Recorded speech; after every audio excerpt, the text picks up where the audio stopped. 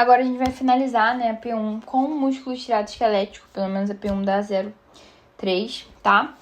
O que vai acontecer? O músculo estriado esquelético, né, nós vamos estudar todos os músculos, mas ele é a base para toda a fisiologia, né, pelo menos na minha opinião. O que acontece? Nós temos 3 músculos. Músculo estriado esquelético. Gente, minha voz já tá dando pau porque eu já tô mais de 1 hora explicando sobre essas coisas. Mas, tudo bem. Músculo estriado esquelético, nós chamamos de músculo estriado esquelético, músculo estriado cardíaco e músculo liso, tá? Os detalhes de cada um vocês vão ver mais na histologia, né, em BCTD, mas vamos falar um pouco sobre o nosso principal de hoje, que é o esquelético. Ele vai ser mais abundante, ele vai gerar força, sustentação postural, locomoção, respiração, produção de calor e fornecer aminoácidos para processos metabólicos, tá? Como que é a composição dessa fibra muscular? A gente precisa entender um pouquinho, né? Eu também não gosto de histologia, mas tem que entender um pouquinho. O que acontece? Nós temos aqui o nosso músculo esquelético. Esse músculo vai ser composto por fascículos desse músculo, que vai ser composto por fibras musculares. Essas fibras musculares vão ser compostas por miofibrilas. Essas miofibrilas vão ser compostas por miofilamentos. Miofilamentos que são a nossa actina e miosina, que vai ser o que vai ser importante pra gente, né? Então, a fibra muscular ela é uma célula longa e cilíndrica com vários núcleos, compostas por miofibrilas, e essas miofibrilas são constituídas de proteínas contráteis e elásticas, actina e miosina, que é o que a gente vai falar muito aqui. E agora a gente vai falar um pouco sobre, né, sobre essa célula. Essa fibra muscular ela vai ter, né, um retículo sarcoplasmático, que é o que a gente chama no ensino médio de retículo endoplasmático liso, muito desenvolvido, tá? E esse retículo ele vai ser um grande reservatório de cálcio, tá? E ele vai ter ele vai ser conectado, né, por uma rede de túneis chamado túbulo T. Esse túbulo T a gente consegue ter uma entrada do potencial de ação aqui dentro para poder pegar todas as fibras, tá? As mitocôndrias vão ter muito ATP para poder fazer contração. E é isso. Gente, só 1 minuto que eu vou pegar uma água que tá aqui do meu lado, porque eu tô morrendo de sede. Falando a beça, não tô bebendo uma água. Pronto. E aí, o que acontece? Agora a gente vai falar um pouco sobre actina e miosina, troponina e tropomiosina. Nós temos as proteínas contráteis, que são a actina e a miosina. O que são elas? A miosina é quem tem a cabeça. Ela vai ser um filamento grosso, onde ela vai ser composta por moléculas de cauda longa, ou seja, ela vai ter uma cauda longa e vai ter 2 cabeças globulares.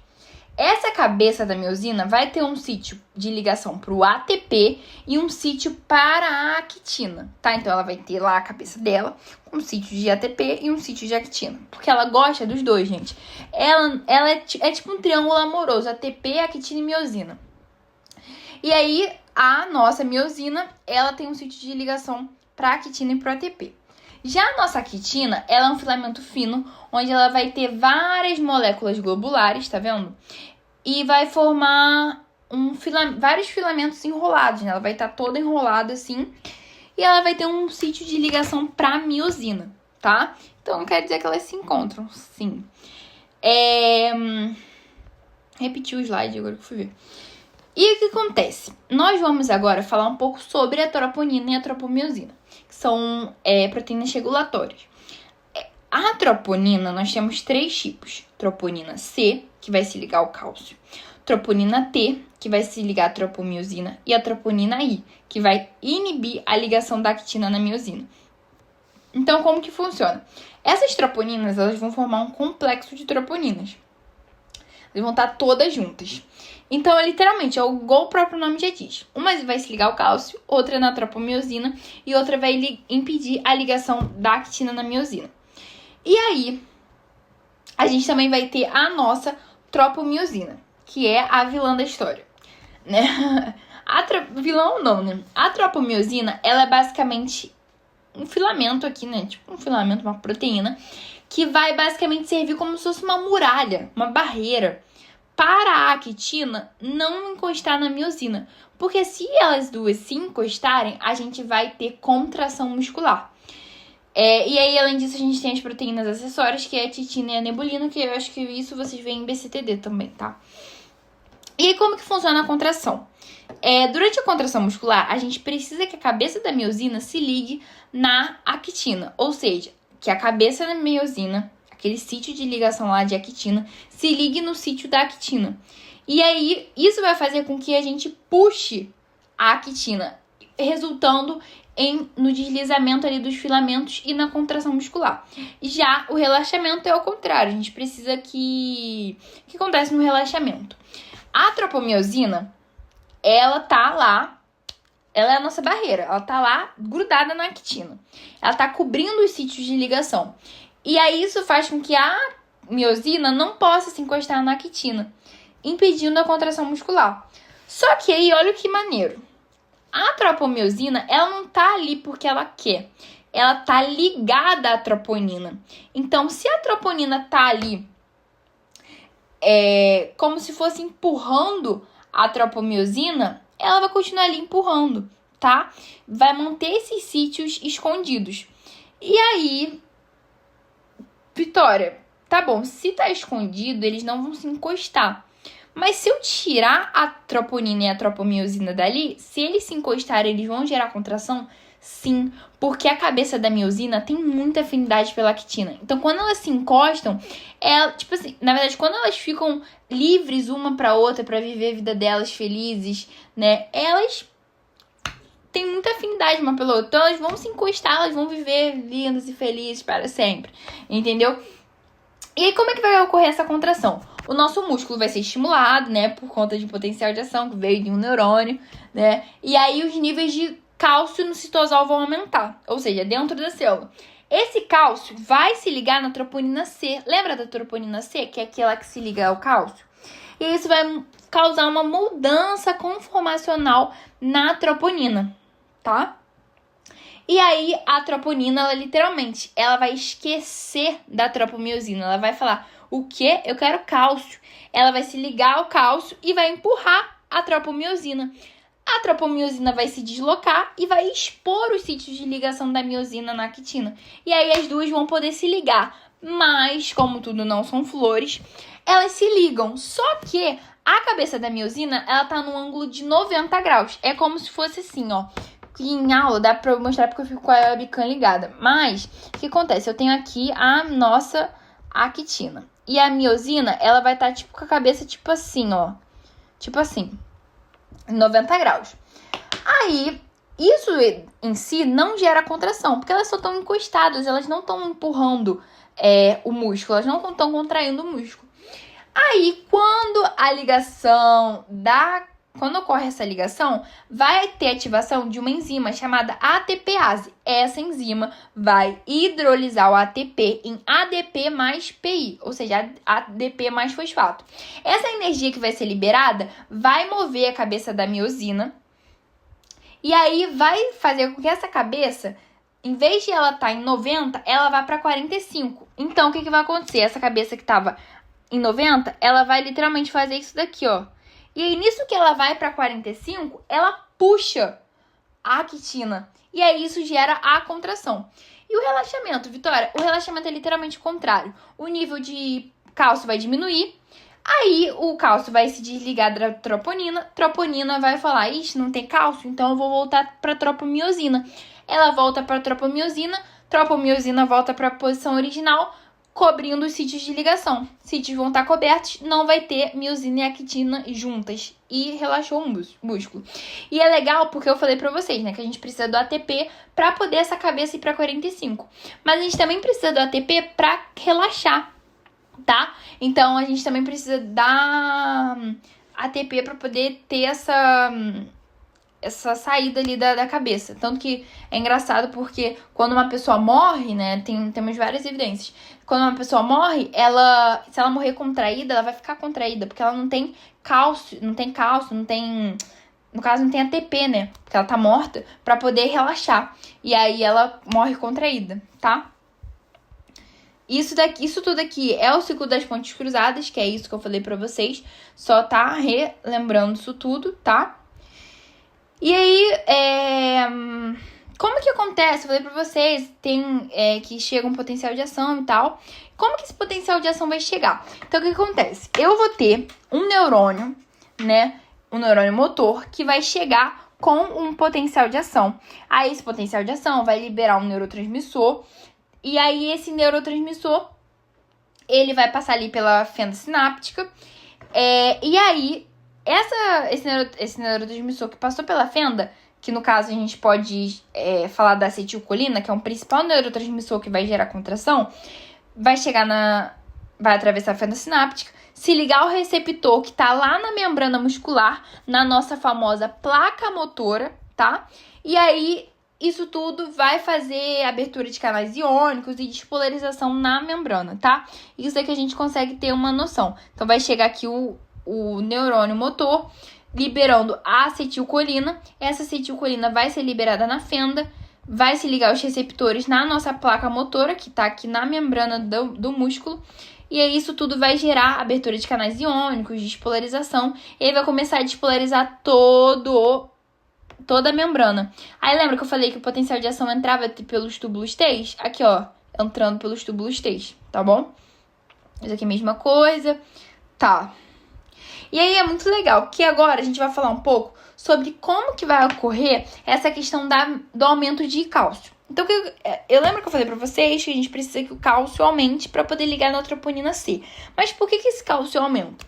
Então, o que acontece? A gente vai ter lá o potencial de ação chegando na junção neuromuscular, que é essa junção aqui da placa motora com a sinapse. E aí, isso vai ser propagado ali pela membrana. Vai chegar no túbulo T. Aí, nisso que chegou no túbulo T, deixa eu ver se tem uma... Tá.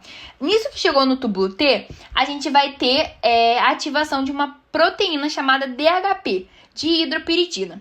Essa DHP vai provocar a abertura de uma porta, né? Como se fosse uma porta. Um receptor chamado rionodina. Esse rionodina vai permitir a liberação de cálcio no nosso retículo. E esse cálcio que está no retículo, ele vai sair do retículo, vai para o citosol e vai se ligar na troponina C e vai começar tudo aquilo que eu já falei para vocês. Então, vamos olhar pela imagem. Então, o que vai acontecer? Chegou o potencial de ação, né? Liberou um neurotransmissor excitatório, né? Acetilcolina. E aí, passou pela fenda sináptica, chegou na placa motora, nos receptores, começou a despolarizar a membrana do nosso músculo. Entrou no túbulo T. Esse aqui é um túbulo T. Aí, a gente vai ter a ativação da DHP, da dihidropiridina. Essa dihidropiridina, ela vai ativar a nossa rionodina, que é basicamente essa portinha aqui, tá?